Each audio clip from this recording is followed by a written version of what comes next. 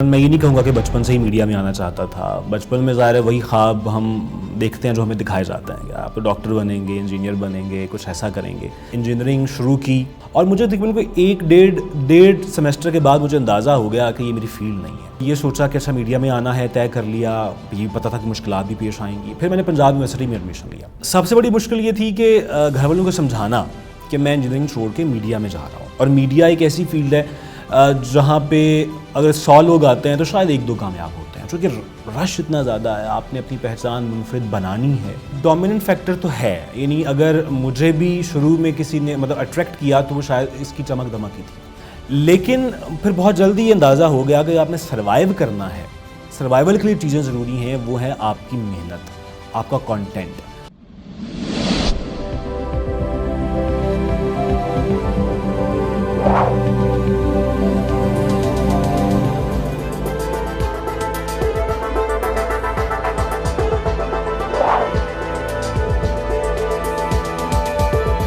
السلام علیکم ناظرین, میں ہوں علی رحمان خالد. سیریز آف پروفیشنل وزڈم کے ساتھ ایک نئے انٹرویو کے ساتھ حاضر خدمت ہوں.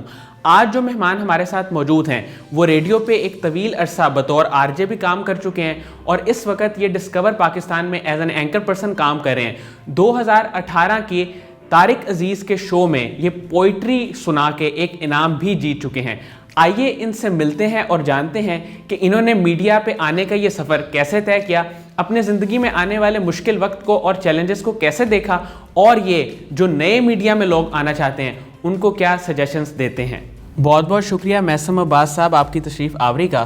سر سب سے پہلے تو مجھے یہ بتائیے کہ آپ میڈیا کی فیلڈ میں آئے, آپ نے ریڈیو پہ پروگرامز کیے, اور اس کے ساتھ ساتھ آپ نے ڈسکور پاکستان پہ ایز این اینکر پرسن بھی کام کیا, اور پوئٹری بھی آپ کو بہت پسند ہے, اور اس میں بھی آپ ایک مقابلہ 2018 میں طارق عزیز شو میں جیت چکے ہیں. سر یہ سارا سفر آپ نے کیسے طے کیا؟ سفر کا آغاز جب ہوتا ہے جب بچپن میں, تو ہم شاید بچپن میں یہ نہیں کہوں گا کہ بچپن سے ہی میڈیا میں آنا چاہتا تھا. بچپن میں ظاہر ہے وہی خواب ہم دیکھتے ہیں جو ہمیں دکھائے جاتے ہیں کہ آپ ڈاکٹر بنیں گے, انجینئر بنیں گے, کچھ ایسا کریں گے. اور میں نے بھی ویسا ہی کیا, انجینئرنگ شروع کی, اور مطلب FSC کے بعد میں نے انجینئرنگ میں ایڈمیشن لیا, اور مجھے تقریباً کوئی ایک ڈیڑھ سیمسٹر کے بعد مجھے اندازہ ہو گیا کہ یہ میری فیلڈ نہیں ہے. اچھا. اور انجینئرنگ میں کر بھی لوں گا تو میں بہت تنگ رہوں گا. حالانکہ انجینئرنگ کو چھوڑنا ایک عذاب ہوتا جا رہا ہے کہ ہماری یہاں پیرنٹنگ ایسی ہوتی ہے کہ آپ انجینئرنگ اور اس طرح کی فیلڈس کو چھوڑنا جو ہے وہ واقعی گناہ سمجھا جاتا ہے. لیکن میں نے چھوڑا, میں نے کہا کہ نہیں, یہ میں نہیں کر سکتا. گھر والوں کی طرف سے بھی ایک چیز آئی کہ انجینئرنگ چھوڑ رہے ہو, اور ایک سرکاری یونیورسٹی سے کر رہا تھا تو وہ زیادہ تھا چونکہ میرٹ پہ سلیکشن ہوئی ہوئی تھی. میں نے کہا نہیں.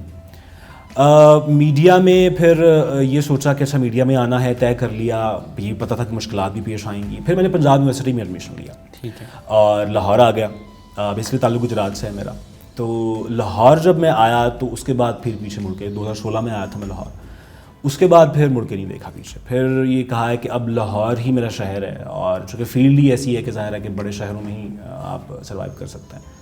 تو ایسی وہ سلسلہ چل نکلا. سر جب آپ نے انجینئرنگ کو چھوڑا اور اس کے بعد میڈیا کی فیلڈ میں آئے, اس وقت آپ کو مشکلات تو کافی پیش آئی ہوں گی, ان کو آپ نے کیسے مینیج کیا؟ سب سے بڑی مشکل یہ تھی کہ گھر والوں کو سمجھانا کہ میں انجینئرنگ چھوڑ کے میڈیا میں جا رہا ہوں, اور میڈیا ایک ایسی فیلڈ ہے جہاں پہ اگر 100 لوگ آتے ہیں تو شاید 1-2 کامیاب ہوتے ہیں, چونکہ رش اتنا زیادہ ہے. آپ نے اپنی پہچان منفرد بنانی ہے. ٹھیک ہے.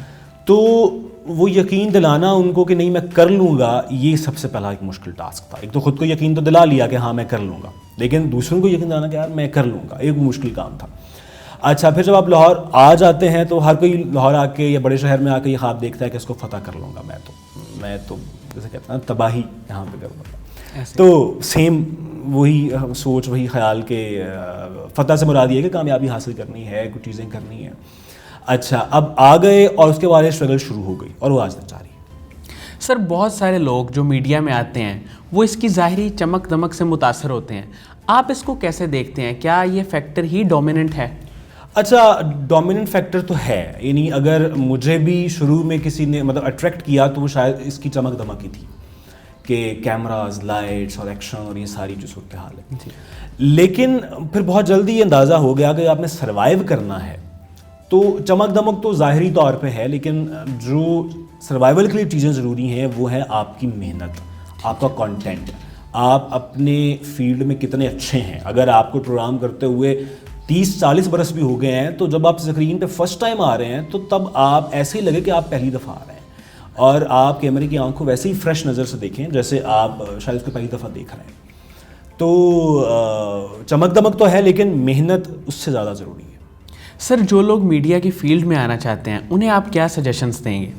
اچھا, سجیشن یہ ہے کہ اب میڈیا کی فیلڈ تھوڑی سی ڈائیورس ہو گئی ہے. آگے ہمارے ہاں جو شروع میں پرنٹ میڈیا تھا, الیکٹرانک میڈیا آیا, اب ڈیجیٹل میڈیا کا دور ہے, اور اب الیکٹرانک میڈیا بھی ڈیجیٹل میڈیا میں کنورٹ ہوتا جا رہا ہے آہستہ آہستہ, اس نے میڈیم چینج کر لیے.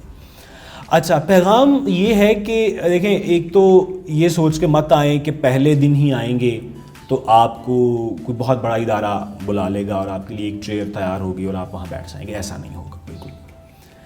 ہاں, لیکن ایک چیز ضرور ہے کہ اگر آپ کانسٹنٹ اسٹرگل کرتے رہیں گے, اور اس فیلڈ میں دیکھیں نا ریجیکشن بہت ہے, 99% ریجیکشن ہے اس فیلڈ میں.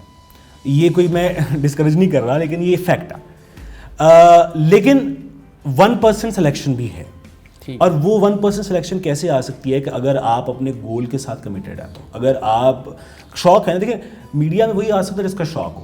آپ ڈاکٹر یا انجینئر شاید زبردستی بھی بن سکتے ہیں, میڈیا میں آپ زبردستی میڈیا پرسن نہیں بن سکتے. کوئی آپ کو یہ نہیں کہے گا کہ آپ نے جا کے پروگرام کرنا ہے, وہ آپ دل سے آواز آئے گی کہ بھائی میں نے کرنا ہے تو پھر ہی آپ کر سکتے ہیں. پیغام یہ ہے کہ یہ سوچ کے مت آئیں کہ بہت کوئی آتے ہی جو ہیں وہ چیزیں بڑی آسان ہوں گی, مشکل ضرور ہوں گی, لیکن اگر کمیٹڈ رہیں گے تو یہ آسان ہو جائیں گے. سر کنسسٹنسی کتنی ضروری ہے؟ کیونکہ میرے علم کے مطابق تو بڑے بڑے اینکرز جن میں ڈاکٹر عامر لیاقت شامل ہیں, وسیم بدامی شامل ہیں, ان کو بھی شروع میں ریجیکشن کا سامنا پیش آیا. تو آپ اس کو کیسے دیکھتے ہیں؟ اگر آپ مطلب بدامی صاحب کی اگر مثال لیں تو ان سے جو ملاقات ہوئی تو انہوں نے بتایا یہ کہ وہ ایک بہت چھوٹے ادارے میں تھے اور بزنس رپورٹر تھے وہاں پہ, اور مطلب اسٹرگل کر رہے تھے بہت زیادہ. اچھا, ظاہر پہ جب اسکرین پہ آنے کا موقع ملا تو پھر بھی بہت مسائل تھے, چونکہ ظاہر ہے کہ بڑے اداروں میں آپ کسی بھی ایک وجہ سے بھی ریجیکٹ ہو سکتا ہے. مثال کے طور پہ کہ آپ آواز میں کوئی مسئلہ ہے, کوئی بھی کسی طرح کا کوئی ایشو. تو اچھا, اور بدامی صاحب کے بارے میں آج بھی کہتے ہیں کہ وہ اتنے کمیٹڈ ہیں اپنے کام کے ساتھ کہ وہ اگر انہوں نے 5 منٹ کا چنک بھی کرنا ہے تو وہ اس پہ کوئی 2-3 گھنٹے کی محنت ان کی ہوتی ہے, اس کے بعد وہ آتے ہیں. اور وہ اتنے تیار ہوتے ہیں کہ ان کو وہ آپ سارا دن کام کرواتے رہیں, 24 گھنٹے بھی اگر آپ ان سے کام کرواتے رہیں. یہ ساری جتنے صرف ان کی بات نہیں ہے, جتنے بھی بڑے لوگ ہیں, سروائیول ہے ہی ایسا. چونکہ دیکھیں آپ خود میں جتنے بھی بڑے اسٹار ہیں, جب آپ ٹی وی پہ یا کیمرے پہ بیٹھے ہیں تو پھر آپ کروڑوں لوگوں سے مخاطب ہیں, اور پھر وہ شاید آپ مجھے یا کسی اور اینکر کو پہلی دفعہ دیکھ رہے ہو. سو میں نے آپ کو بھی اپنے کانٹینٹ سے, اپنے کام سے متاثر کرنا ہے. سو کنسسٹنسی تو بہت ضروری ہے اس فیلڈ. سر شاعری کی طرف آپ آئے اور آپ نے ایک مقابلہ بھی جیتا طارق عزیز شو میں. سر اپنی کوئی پسندیدہ شاعری اگر آپ سنانا چاہیں. میں سنا دیتا ہوں.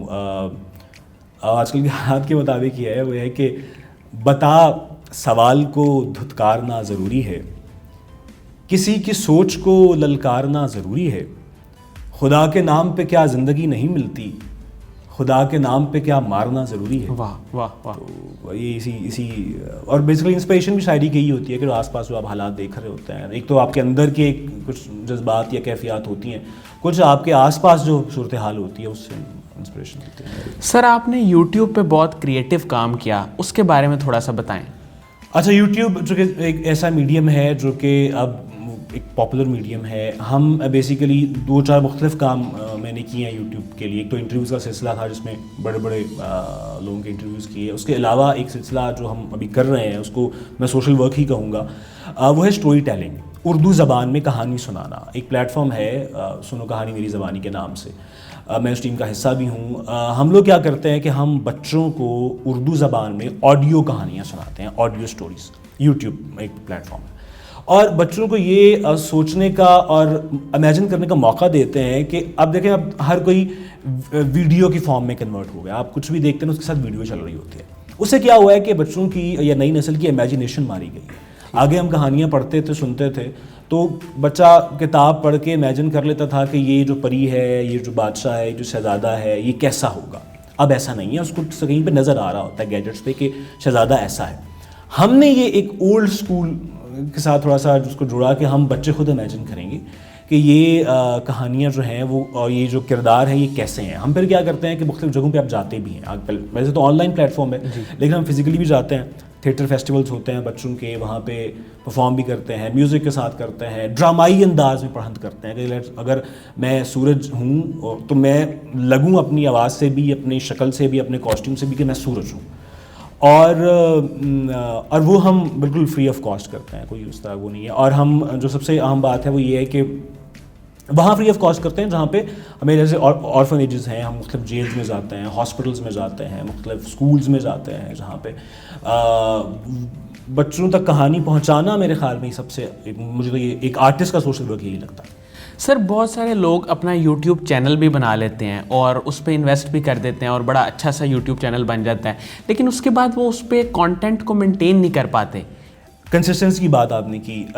کانٹینٹ مینٹین کرنا ہی سب سے اہم ہے. جب آپ یوٹیوب چینل کھولنے کا بنانے کا سوچ رہے ہیں تو سب سے پہلے آپ کے ذہن میں ہونا چاہیے کہ آپ کے پاس کانٹینٹ کیا ہے, یا آپ جو ڈومین یا جو جانرا چن رہے ہیں کیا آپ اس میں کنسسٹنٹ بیس پہ کانٹینٹ دے پائیں گے یا نہیں دے پائیں گے, وہ چاہے کوئی بھی کانٹینٹ ہو.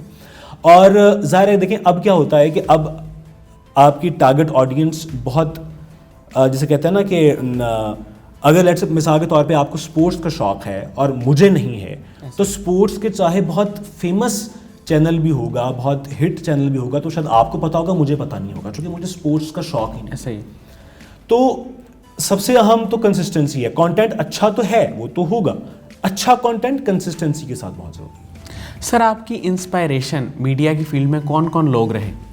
جو بہت سارے لوگ ہیں چونکہ شروع سے ہی اگر مطلب یہ تو نہیں جانتے تھے کہ میڈیا میں آئیں گے, لیکن دیکھتے رہے, چاہے وہ پلیز ہوں, چاہے وہ ٹاک شوز ہوں, چاہے وہ اس طرح کے.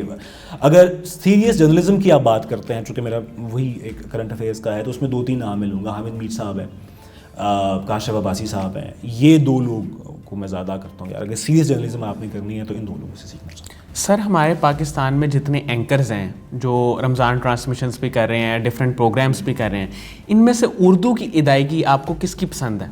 اردو کی ادائیگی, اچھا بادامی صاحب کی ہم بات کرتے ہیں, رمضان ٹرانسمیشن کر رہے ہیں, اردو کی ادائیگی اچھی ہے, انہوں نے بہت محنت بھی کی ہے اس پر. اقرار الحسن ہیں, وہ ان کی ادائیگی بہت اچھی ہے. اچھا یہ ادائیگی اس لیے بھی اچھا ہونا ضروری ہے کہ اگر بحیثیت سامع یا میں جو سن رہا ہوں بحیثیت ناظر, اگر میری اپنی اردو اچھی نہیں بھی ہے نا, لیکن میں ٹی وی پہ اچھی اردو ہی سننا چاہوں گا. میں یہ چاہوں گا کہ ٹی وی پہ جو شخص بول رہا ہے, جو شخص یا جو خاتون بول رہی ہیں, وہ اچھی اردو ہی بولیں. تو اگر رمضان ٹرانسمیشن کی, عامر لیاقت صاحب ایک بہت بڑا نام ہے اردو کی تحفظ, ان کا بہت شاندار ہے, اساتذہ میں سے. سر جب ہم میڈیا کی فیلڈ کی بات کرتے ہیں, اردو کی ادائیگی کی بات کرتے ہیں, تو پاکستان کا ایک بہت بڑا نام ڈاکٹر عامر لیاقت حسین, شو ہوسٹنگ کے وہ بادشاہ اگر میں انہیں کہوں تو یہ بھی شاید کم نہیں ہوگا.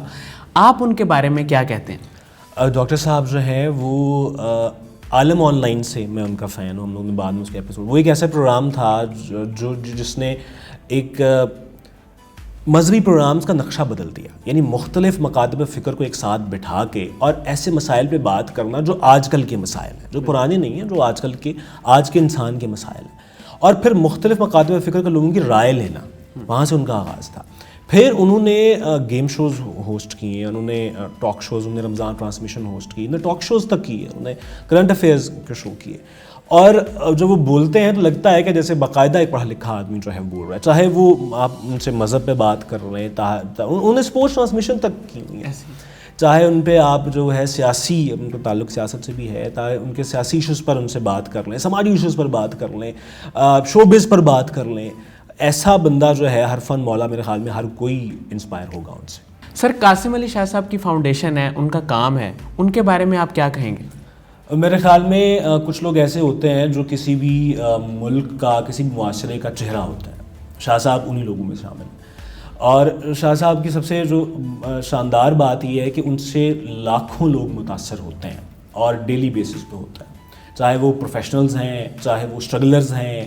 اگر آپ نے موٹیویشن حاصل کرنی ہے, اگر آپ چاہتے ہیں, آپ زندگی میں ڈاؤن فیل کر رہے ہیں, چونکہ آبویسلی زندگی میں برے پیچز جو ہیں وہ آتے ہیں, تو شاہ صاحب جیسی شخصیت پاکستان نے میرے خیال میں کوئی اور دوسری نہیں ہے. ان کے بعد بہت سے لوگ آئے ہیں ان کے نقش قدم پہ چلتے ہوئے, لیکن اور پھر وہ فاؤنڈیشن کے ذریعے جس طرح کام کر رہے ہیں, جس طرح نئے لوگوں کو پروموٹ کر رہے ہیں, جس طرح مختلف اور پروفیشنل چیزیں شیئر کر رہے ہیں, وہ بہت ہی شاندار ہے میرے خیال میں. سر فیوچر میں آپ کا کیا پلان ہے؟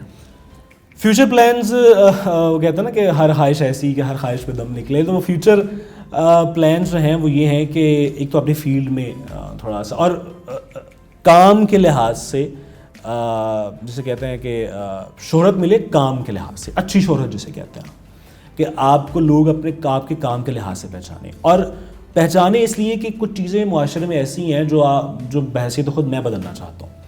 اچھا, وہ میں تب مجھے لگتا ہے کہ بدل پاؤں گا جب میری بات کہنے میں جو میں کر رہا ہوں اس میں تھوڑا سا وزن ہوگا میرے کام کی وجہ سے. جب لوگ کہیں گے یار اس نے یہ کام کیا ہے, تو اگر یہ بات کر رہا ہے تو اوتھینٹک اور کریڈیبل ہوگی. تو یہ ایک فیوچر گول ہے, کچھ چیزیں بدلنی ہیں اور کچھ جو ہے وہ اپنے فیلڈ میں ڈرائیو کرنا. بہت بہت شکریہ میثم عباس صاحب آپ کی تشریف آوری کا. ناظرین, مجھے امید ہے کہ جو لوگ میڈیا کی فیلڈ میں انٹرسٹڈ ہیں اور اس کے بارے میں جاننا چاہتے ہیں ان کے لیے انٹرویو انتہائی مفید ثابت ہوگا. بہت بہت شکریہ. اللہ حافظ.